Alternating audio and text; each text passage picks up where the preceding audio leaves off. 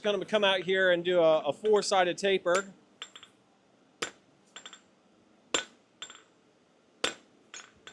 And so four-sided taper basically just means you got a taper even on four sides.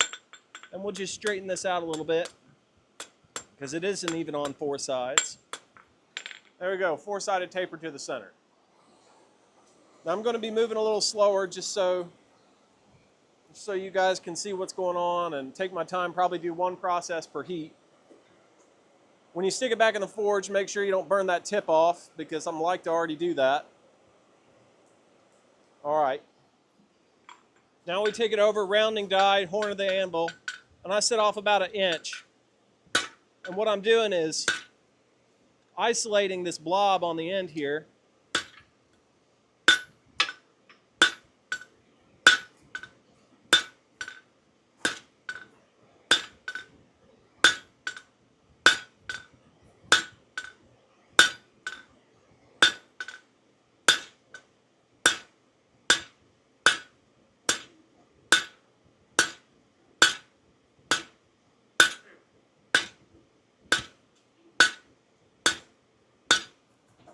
So what we've done is now we have this blob isolated from the rest of the steel. We're just going to clean that up before we stick it back in the forge because it's pretty ugly.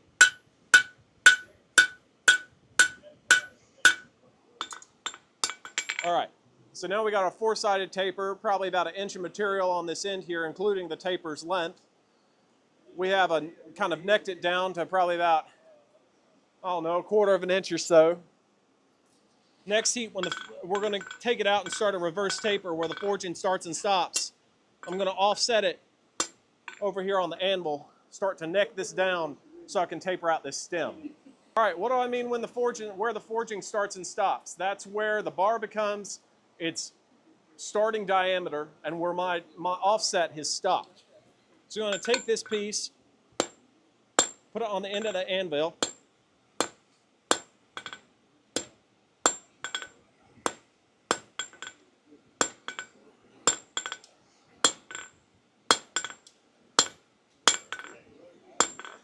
and now we got this offset.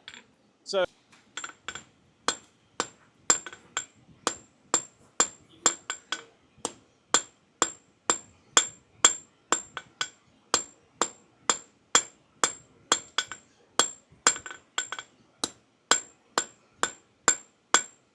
a lot of people like to use the round dies for this, and you probably should use that. I'm not a good enough blacksmith to keep everything true while forging with round dies. So I use my flat dies. This is a 5-pound hammer. It moves pretty quick.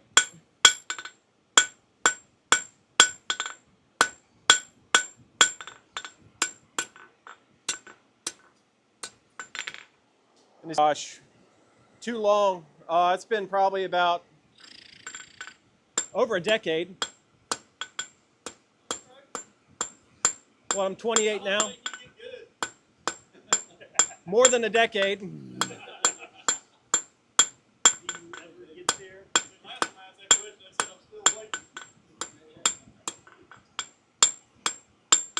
All right, so we kind of got our stem tapered off.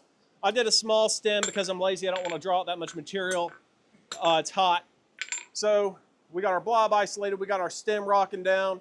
You can see I did a terrible job at offsetting my reverse taper, right? Ideally, you don't want to do that. When you set this over the edge of the anvil, you hit and you turn 90 degrees and hit, you want it to be on the same plane. I did not do that. It's not the end of the world, but it just looks like crap. Thankfully, that's the part we're going to cut off, so it doesn't matter, but generally, you don't want to do that. So next part, we're going to start forging out this lily here. We get to use our crossbeam hammer in a little bit, but first we're going to use us rounding hammer, flatten it out a little bit, then we'll start spreading her out left and right.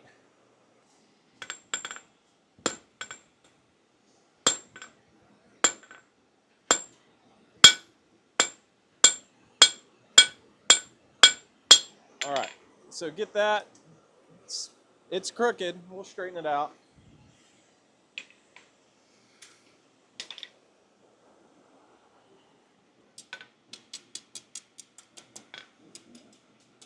All right, when we start to spread this, always start in the middle. That's where most of your material is. And get it as thin as you can. And then we just start walking this out.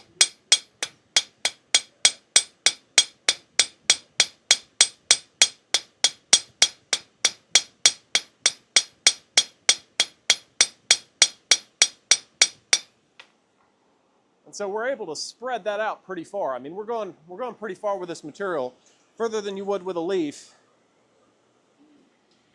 Come back to the middle.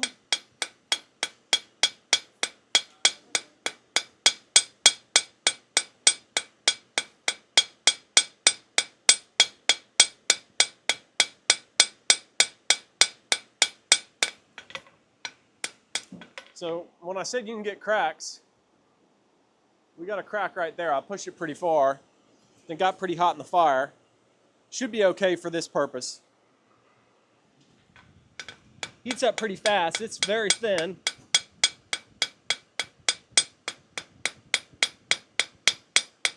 Just going around the top of this lily here, trying to get everything as coplanar as possible. Tidy it up, make it look good. All right, so we got that.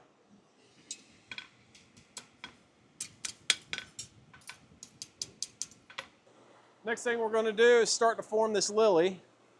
This is probably one of the more difficult things to do, but it's not too bad. So I bring it out, set it in the step, cross peen of the hammer, start to bend it around itself.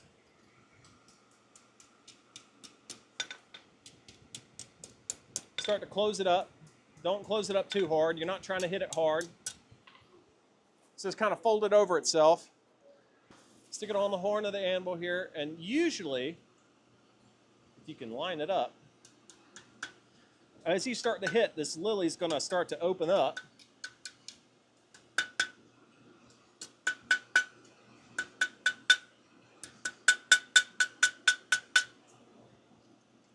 You see my metal's all over the place. You really don't want to be forging like this. You want to keep everything true and square, and I'm not doing that. That's okay. You can get away with a lot until you can't. Come back to the horn.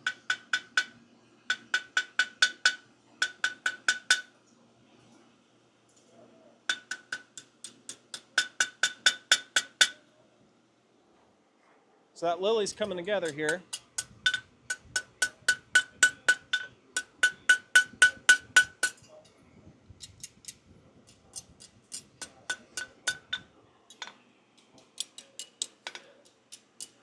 So this one's going to be pretty small, which really isn't a problem. And so the size of these is determined by your material, right? That one I made out of copper, half-inch material, pretty large. So you're going to get a large lily. If you want something a little smaller, a little more delicate. Now we're going to take this, start hitting the edges of the lily over the horn, just to spread it out and kind of give it that open arms sort of look you expect to see from a lily.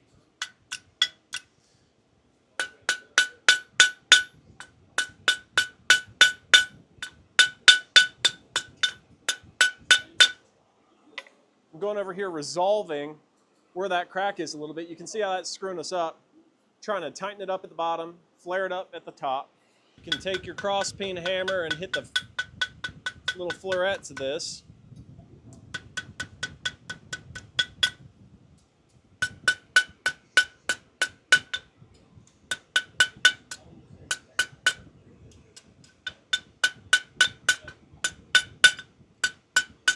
Now I'm just working on that transition between the flower and the stem.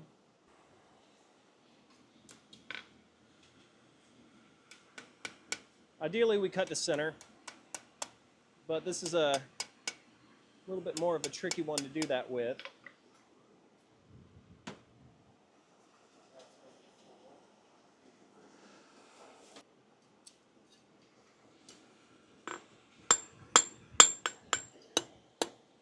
See, this is why you keep it on the bar as you're trying to forge this piece, because now it's pretty difficult. It's not the end of the world, but It's not easy.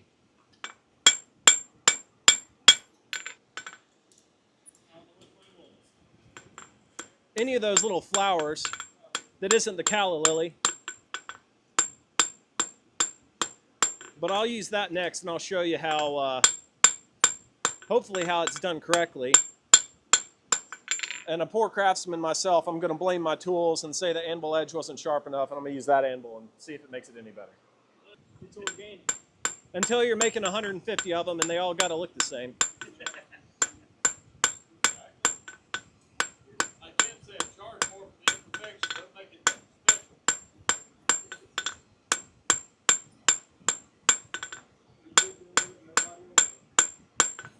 Except you guys. I've never pushed it that far before. But you can make these out of Damascus and then etch them. They look really cool. Cable Damascus, I wouldn't use anything nice. All right, now we're just rounding up this stem here. So you go from square, 4 sides. You add 4 sides to that, you get octagon. Then we do octagon to, what is that, a hexadecagon? Something like that. It's got 16 sides.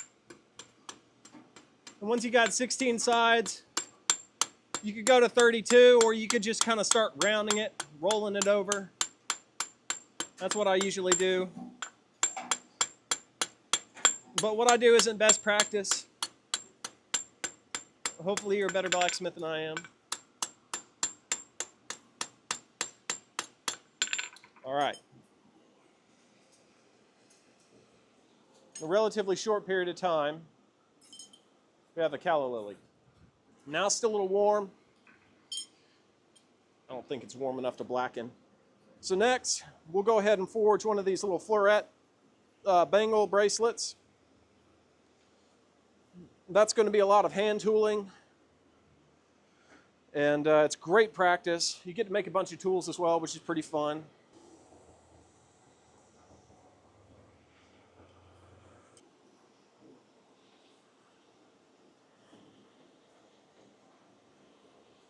There you go, Lily.